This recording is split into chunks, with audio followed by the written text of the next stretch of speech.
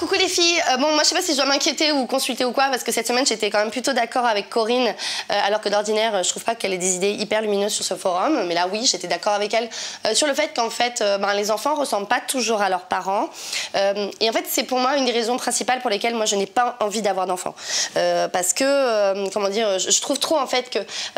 avoir un enfant c'est un petit peu comme commander des fringues sur internet, c'est-à-dire tu espères que ça va aller, tu vois à peu près ce que ça peut donner et au final tu n'en sais rien et quand le gosse arrive ça se trouve il a pas la bonne taille, il a pas la bonne couleur, il a une coupe dégueulasse et donc en fait moi c'est pour ça que pour les fringues je commande toujours sur des sites qui ont un super service après-vente et là quand j'ai réalisé ça je me suis dit mais mince depuis le temps en fait que les femmes ont des gosses pourquoi on n'a jamais mis en place un service après-vente pour les mères qui voudraient ramener leurs enfants qui ne répondraient pas aux qualités produits. Alors bien sûr on ferait pas un remboursement de l'enfant parce que faire un enfant si tu te débrouilles bien ça peut être gratos mais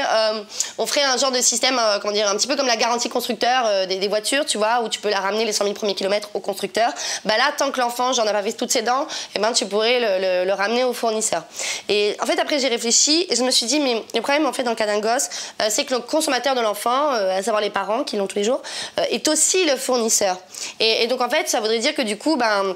les parents qui seraient pas contents de leur gamin, il faudrait qu'ils se l'auto-ramènent, ce qui serait du coup complètement con. Donc en fait, ça fait 2 fois que je propose une idée qu'on peut pas faire, quoi.